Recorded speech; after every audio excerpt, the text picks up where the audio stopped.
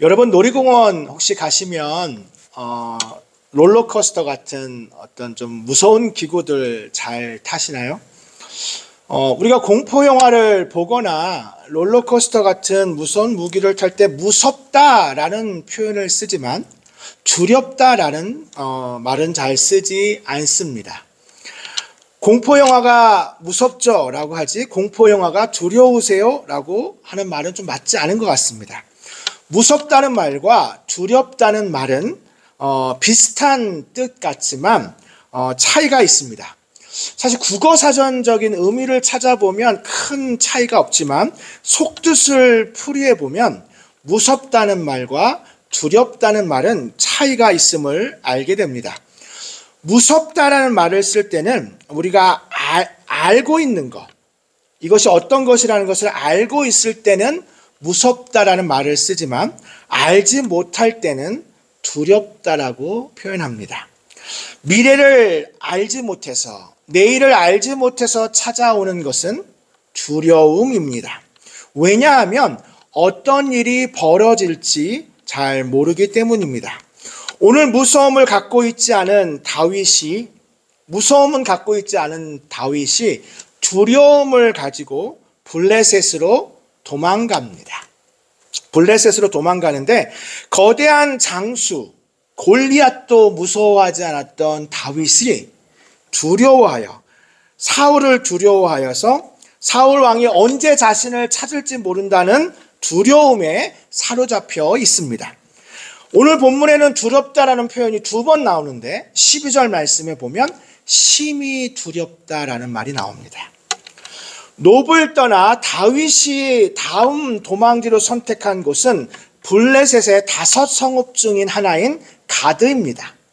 다윗은 이스라엘과 블레셋과의 정치적인 역학관계를 이용하여 블레셋을 도피처로 삼으려고 합니다.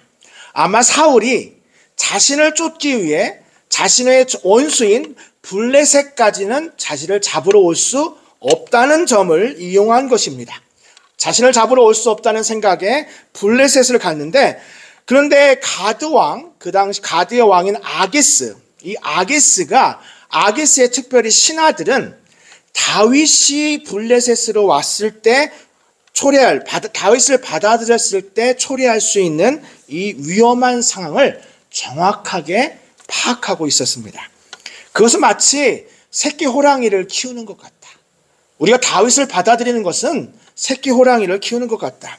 사태의 위급성을, 이제 다윗은 자기가 블레셋으로 가면 괜찮을 줄 알았는데 사태의 위급성을 파악한 다윗은 심히 두려워하였지만 기지를 발휘했어요. 그래서 어떻게 했냐면 미친 척을 합니다. 미친 채 하면서 그 위기를 벗어납니다. 미친 척한 연기를 한 것은 그 블레셋 사람들이 경계하는 그 경각심을 완화시키기도 하고, 그 당시의 풍습에는, 블레셋의 그 당시의 풍습에는 미친 사람은 죽이지 않는 그 풍습이 있었습니다. 그것이 왜냐하면 당시 사회는 미친 사람을 약간 탑으로, 금기로 여겼기 때문에 해치지 않았어요. 미친 사람은 해치지 않았습니다.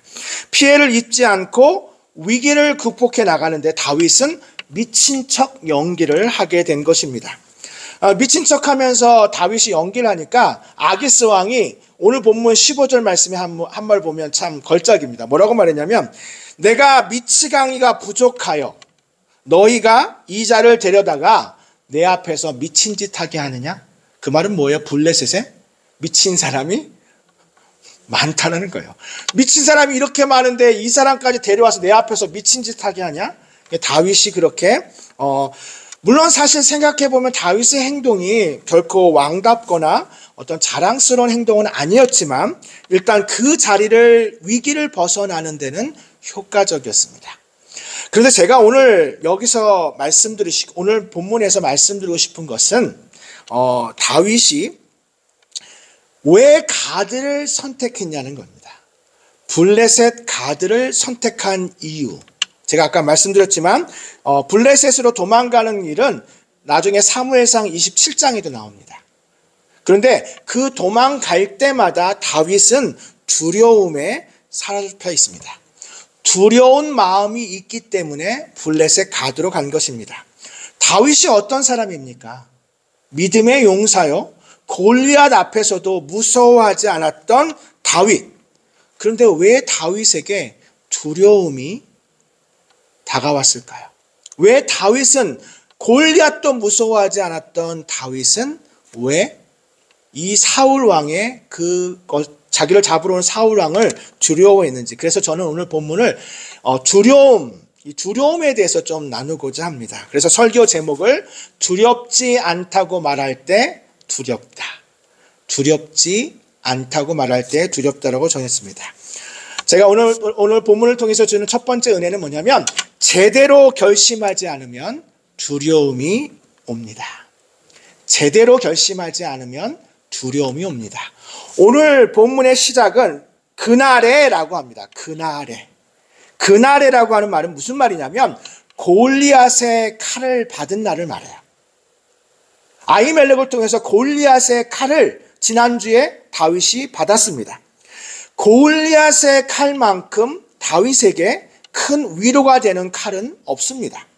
그래서 지난주에 다윗은 이보다 더 좋은 칼은 내게 없습니다 라고 말했습니다. 한번 지난주 설교로 돌아가 볼까요? 제가 지난주에 우리 골리앗의 칼을 제가 말씀드리면서 골리앗의 칼은 거룩한 칼이고 성령의 검, 말씀이고 그리고 고난 뒤에 얻게 되는 칼이라고 말씀드렸습니다. 사랑하는 성도 여러분, 골리앗의 칼을 가지고 지난 한 주 동안 승리하셨습니까? 아멘? 그렇습니다. 우리가 골리앗의 칼을 가지고 한 주 동안 믿음으로 살아냈지만 또 때로는 골리앗의 칼을 제대로 들어보지도 못하고 삶의 무게와 삶의 위기와 두려움에 사로잡혀 골리앗의 칼을 제대로 한번 써보지도 못하고 힘든 삶을 살았을 수도 있습니다. 오히려 골리앗의 칼을 설교를 듣고 나서 골리앗의 칼을 들지 못하는 나의 삶에 더 좌절감을 얻게 될 수도 있습니다. 다윗이 그랬습니다. 다윗은 골리앗의 칼을 얻었지만 그날에 바로 골리앗의 칼을 얻은 그날에 두려움으로 블레셋으로 도망가게 됩니다. 골리앗의 칼이 다윗에게 주는 의미는 크지만 그럼에도 불구하고 그 칼을 받은 다윗은 오늘 사울을 두려워하여 적진에 이스라엘의 원수에 도망가는 상황을 만들게 됩니다. 제대로 결심하지 않으면 두려움이 옵니다. 오늘 말씀을 듣고 결단하여 나 이제 두려워하지 말고 살아야지, 두려워하지 않고 살아야지 하는 그냥 결심만으로는 부족합니다. 그 결심을 파고들어 오히려 원수 마귀는 사단은 더 집요하게 공격을 합니다. 이런 것을 보여주는 성경 구절이 있습니다. 마태복음 12장에 나오는데요. 마태복음 12장에 보면 더러운 귀신에 대한 이야기가 44절쯤에 나옵니다. 더러운 귀신에 대한 이야기가 나오는데요. 이 더러운 귀신이 한 사람에게 들어갔어요. 그런데 성경은 어떤 이유인지 모르지만 그 귀신이 그 사람에게서 나왔어요. 아마 귀신을 내어 쫓아졌는지 그 귀신이 그 사람에게 나왔어요. 그런데 그 더러운 귀신이 물 없는 곳을 찾아다녔다 그랬어요. 여기서 물 없는 곳은 광야를 말합니다. 당시 고대 근동의 유대인들은 귀신들은 광야를 떠돌아다닌다고 믿었습니다. 그래서 여기서 물 없는 곳이라고 하는 것은 광야를 말합니다. 광야를 정처 없이 떠돌아다녔던 악한 더러운 귀신은 안 되겠다. 이제 내 집으로 다시 돌아가야겠다 라고 말합니다. 여기서 내 집이라고 말한 것은 그 더러운 귀신이 전에 있던 사람을 말합니다. 그 전에 있던 사람으로 돌아갔는데 여기서 그 집은 그 사람의 마음을 말합니다. 그 사람이 청소가 되고 수리가 되었다고 말해요. 그 집이 청소가 되고 수리가 되었습니다. 그러자 그 더러운 귀신은 더 악한 7 귀신을 데리고 그 사람에게로 들어갑니다. 그러자 그 사람의 나중 형편이 전보다 더욱 심하게 되었다고 성경은 말합니다. 그 사람의 나중 형편, 즉 처음에는 더러운 귀신이 하나밖에 없었는데 그 하나 나갔던 귀신이 청소되고 수리되니까 더 악한 7 귀신을 데려오니 이제 8개의 귀신이 그 사람 안에 들어가게 된 것입니다. 8 악한 귀신이 그 마음에 자리 잡은 것입니까? 왜 그렇습니까? 그 사람이 청소되고 수리되었다라고 말하지만 성경엔 또 다른 하나의 단어가 있는데 뭐냐면 그 집이 비어 있었다라고 말합니다. 그 집이 비었고 청소되고 수리되었거늘. 그 말이 무슨 말이죠? 결심합니다. 청소하고 수리하고 마음을 다시 새롭게 하지만 그 마음은 여전히 뭡니까? 비어 있습니다. 그 비어 있는 마음, 단순하게 결심하고 하지 않겠다라는 것이 아니라 그 빈 마음에 성령 하나님으로 인하여 말씀을 채워야 합니다. 우리의 빈 마음을 말씀으로 채워야 합니다. 다윗은 골리앗의 칼은 얻었지만 그 안에 담긴 그가 했던 그 신앙 고백, 만군의 여호와 야훼 ጼ바오트, 만군의 여호와의 이름으로 그 말씀을 마음에 새기지 않았기 때문에 골리앗의 칼은 받았지만, 골리앗의 칼은 얻었지만 그는 두려움에 사로잡혀 있게 된 겁니다. 두려워하지 말자, 이런 단순한 결심으로 두려움은 사라지지 않습니다. 제대로 결심한다는 것은 뭐냐면 내가 두려워하지 않겠다라고 하는 내 마음에, 그 빈집과 같은 내 마음에 하나님의 말씀으로 채워야 합니다. 하나님의 말씀으로 채운다는 것은 골리앗의 칼을 가지고 말씀을 채울 때, 그러나 우리가 골리앗의 칼을 가지고도 말씀으로 빈 마음을 채우지 않으면, 제대로 결심하지 않으면 두려움은 다시 엄습하게 됩니다. 두 번째로, 마음에 두는 말이, 우리의 마음에 두는 말이 두려움을 줍니다. 다윗의 이제 도피 생활, 앞으로 계속해서 다윗은 이제 사무엘상 전체의 도피 생활이 나오는데요. 다윗의 도피 생활 가운데 항상 2가지 말을 중점적으로 봐야 됩니다. 우리는 다윗의 도피 생활 가운데 2가지 말이 있는데, 하나는 뭐냐면 다윗이 그 마음의 심중에 이르기를, 다윗이 그 마음에 이르기를. 두 번째는 하나님께 여짜와 하나님께 물어 이르되. 이 2 말이 항상 나옵니다.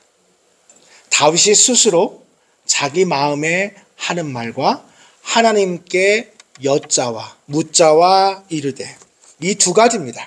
이 2가지는 다윗의 도피 생활 가운데 계속해서 나오는 표현입니다.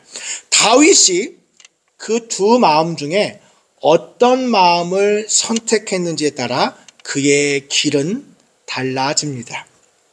다윗은 오늘 아기스 왕의 신하들의 말을 마음에 담았습니다. 그들이 한 말을 마음에 담았어요. 아마 다윗은 이런 마음도 있었을 거예요. 내가 블레셋에 가서 용병이라도 되지 않을까? 나의 용맹스러움을 알고, 그 당시에 제가 사울과의 전쟁에서도 말씀드렸지만 이스라엘 백성들 중에는 전세에 따라, 전쟁의 그것에 따라 이스라엘에 붙었다가 또 안 되면 어떻게 해요? 블레셋에 붙었다가, 그러니까 전쟁 가운데 자기가 안 되다 싶으면 블레셋으로 가는 그런 용병들이 있었습니다. 그러니까 다윗은 아마 그런 마음이 있었을 겁니다. 내가 가서 용병이라도 되지 않을까. 그런데 아게스의 왕의 신하들이 한 말을 다윗이 마음에 두자 다윗은 두려움이 생기기 시작합니다.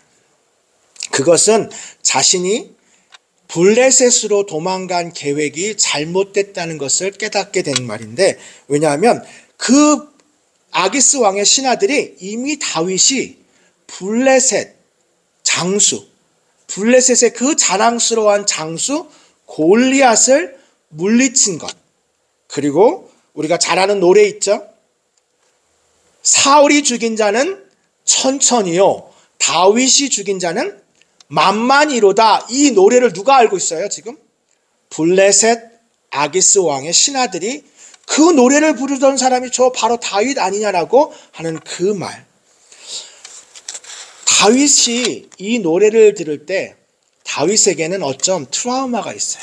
여러분, 이 노래가 어떤 노래냐면 전쟁을 마치고 돌아오던 그 노래, 여인들이 그 노래를 부르자 성경은 뭐라냐면 사울 왕이 그날 후로 다윗을 어떻게 하죠? 주목하고 본격적으로 싫어하고 다윗을 죽이려고 했던 그 계기가 뭐예요? 바로 이 노래예요. 지금 다윗은 뭘 마음에 두는 거예요? 그 노래를 마음에 담아둔 거예요. 그 노래를, 자기를 향한 미움과 질투를 생겨나게 한 계기가 그 노래인데, 그 노래를 듣자마자 다윗은 자기도 모르게 두려움이 찾아온 것입니다. 여러분 마음에 어떤 말을 마음에 두고 계십니까? 이런 말이 있습니다. 걱정은 당신이 바꿀 수 없는 일들에 대해서 당신과 스스로 대화하는 것이 걱정이고, 기도는 어떤 일이든 바꿀 수 있는 하나님과 대화하는 것입니다. 다시 한번 말씀드릴게요. 걱정은 바꿀 수 없는, 아무것도 바꿀 수 없는 당신 자신과 대화하는 것이고, 기도는 무엇이든 바꿀 수 있는 하나님과 대화하는 것입니다. 여러분은 어떤 말을 마음에 두고 계십니까? 자신으로부터 온 말, 주변 사람에게 듣는 말을 끊임없이 마음에 새기시나요? 아니면 하나님과 그 일에 대해 대화를 나누시나요? 제가 지금은 아니지만 비행기를 탈 때마다 한번 말씀드린 적도 있는 것 같아요. 비행기가 추락하면 어떡하지? 비행기가 떨어지면 어떡하지? 라는 그런 염려하는 유전자를 많이 갖고 있는 사람이 저입니다. 제가 그런 유전자가 많이 갖고 있어요. 그래서 비행기만 뜨면 이 비행기가 떨어지면 어떡하지? 이런 마음을 가진. 그래서 근데 제가 한번 이런 재밌는 이야기를 들은 적이 있어요.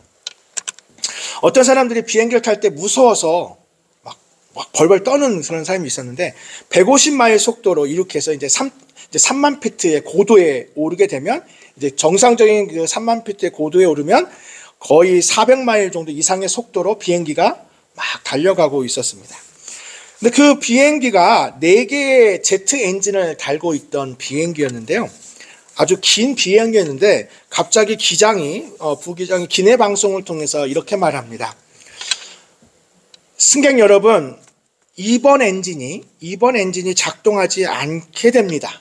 지금 작동하지 않고 있습니다. 그래서 1시간 정도 늦게 도착할 것 같습니다. 지연에 대해서 죄송합니다.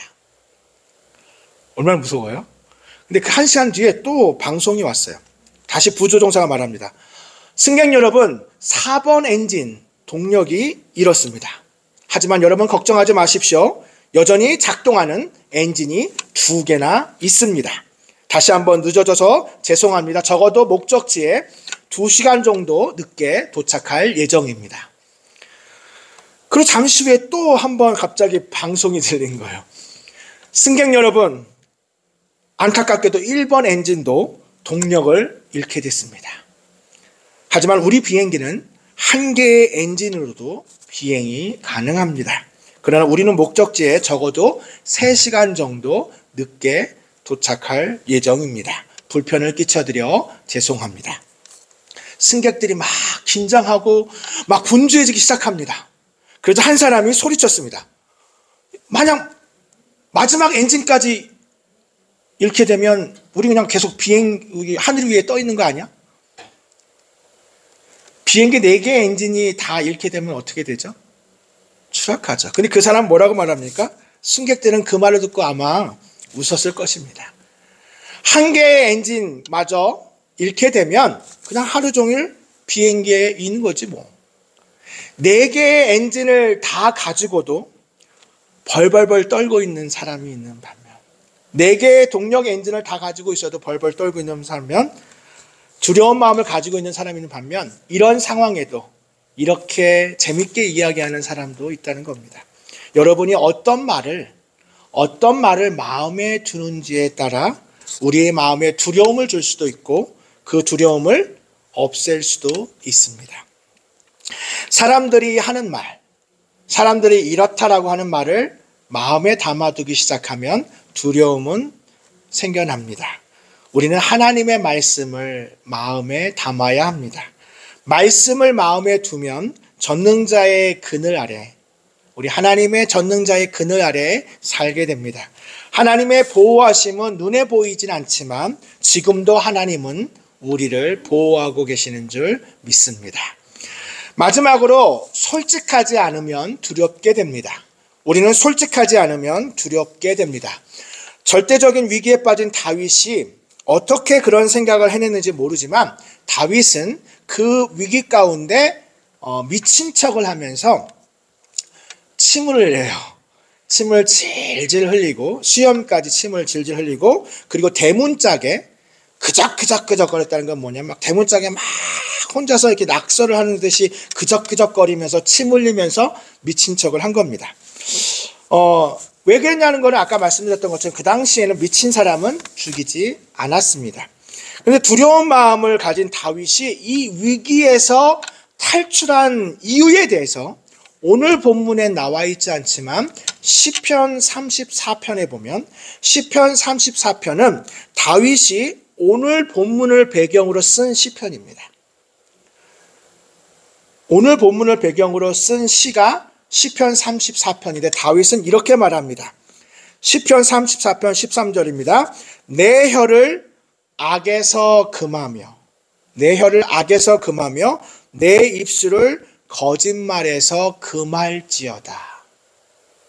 다윗이 뭐라고 말하냐면 거짓말을 내 입에서 금할지어다. 이게 무슨 말이냐면 다윗은 그 순간 두려운 마음에 솔직하게 부르짖었습니다. 하나님, 골리앗 앞에서도 그렇게 골리앗 앞에서도 무서워하지 않던 내가 지금 너무 두렵습니다. 너무 두렵습니다. 지금 제 마음이 무너집니다. 제 마음이 무너져서 두렵습니다. 저는 이 상황에서 아마 죽게 될 수도 있습니다. 다윗은 하나님께 솔직히 부르짖었어요. 그래서 하나님께서 피할 길을 주셨고 다윗은 그 상황을 피할 길을 주심을 통해 가게 됐습니다. 그래서 다윗은 시편 34편에 그렇게 말한 후에 내 입의 말에 거짓말을 제할지어다라고 말한 후에 이렇게 마지막으로 고백합니다. 시편 34편 19절입니다. 의인은 고난이 많으나 여호와께서 그의 모든 고난에서 건지시는도다.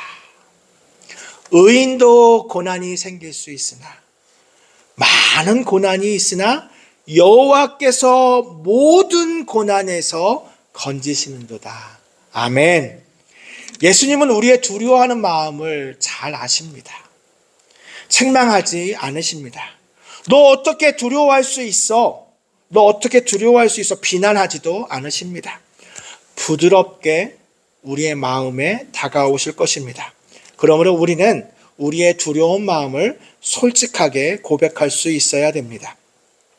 스카이 제슨이가 쓴 마음순례라는 책에는 이런 말이 나옵니다. 예수님께서 부활하시던 그날 제자들도 역시 굳게 닫힌 문 속에 숨어 있었습니다. 주님을 살해한 예수님을 십자가에 못 박은 권력자들이 자신들에게도 칼을 휘두를 수 있다는, 그럴 줄 모른다는 두려움이 그들을 올가매고 있었습니다. 요한의 기록에 따르면 그들은 닫힌 문 뒤에서 벌벌 떨고 있었습니다. 그럴 때 예수님께서 제자들에게 찾아오셨습니다. 예수님께서 그들에게 오사 이르시되 너희에게 평강이 있을지어다.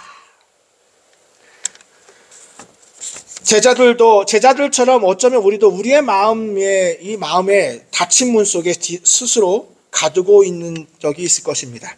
스스로 만든 두려움의 감옥에 숨어서 거부나 또는 굴욕, 또 해를 당할지 모른다는 두려움, 이 모든 또 때로는 우리의 비밀이나 거짓말, 죄가 드러날 것이라는 그런 두려움으로 이런 닫힌 문 속에 우리의 진짜 모습을 감춘 채 우리는 그 닫힌 문 뒤에 숨어 있습니다. 우리가 남들을 사랑하지 못하도록 이렇게 닫힌 문 속에 갇혀 있으면 우리는 남들을 사랑하지 못하게 됩니다. 이 두려움의 감옥을 다른 말로 표현하면 외로운 자기 중심주의의 감옥이다. 이 두려움을 다른 말로 하면 외로운 자기 중심주의의 감옥과 같다고 말할 수 있습니다.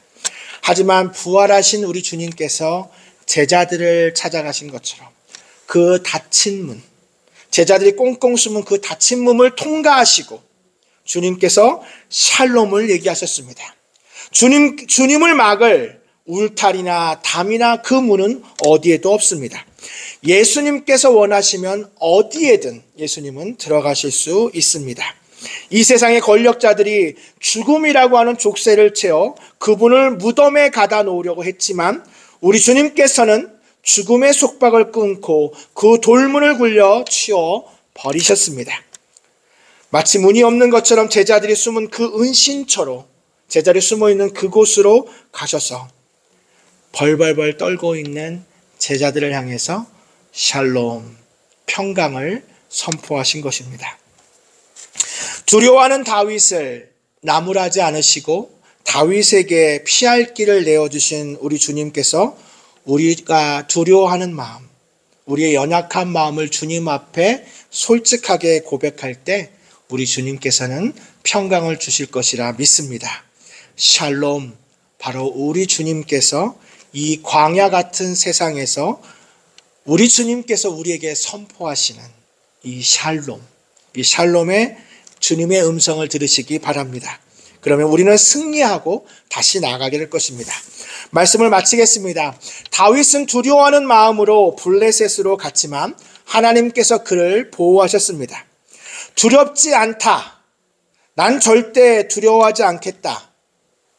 두렵지 않다고 말할 때 두렵다는 말은 난 절대 두렵지 않다라는 말이 아닙니다. 우리는 어쩌면 일평생 이 두려움이라고 하는 이 감정에서 완전하게 벗어날 수는 없습니다. 골리앗의 칼을 가지고 있어도 말입니다. 그러나 내게 주신 하나님의 말씀, 내게 주신 하나님의 말씀을 다시 한번 기억하며 솔직하게 주님 앞에 나아갑시다. 우리 주님께서 두 팔 벌려 우리를 안으시고 우리가 두려움을 이겨나갈 힘을 우리에게 주실 것입니다. 기도하겠습니다. 사랑의 하나님, 오늘도 우리를 두렵게 하는 환경과 상황 속에서 우리는 살아갑니다. 두렵지 않다라고 고백할 때 어쩌면 더 큰 두려움이 우리에게 올 때도 있습니다. 그러나 거친 파도 앞에도 우리가 들어야 할 것은 바로 주님의 음성입니다. 내니 두려워하지 말라. 우리 주님의 음성을 듣는다면, 우리의 마음에 주님의 음성이 새겨진다면, 또한 솔직하게 우리의 연약함을 고백하여 주님의 음성을 듣는다면 우리는 믿음으로 이겨나갈 것입니다. 거친 파도까지 잠잠케 하시는 주님의 음성을 듣고 평강의 하나님을 찬양하며 믿음으로 승리하는 우리의 삶이 되게 하여 주시옵소서. 예수님의 이름으로 기도합니다. 아멘.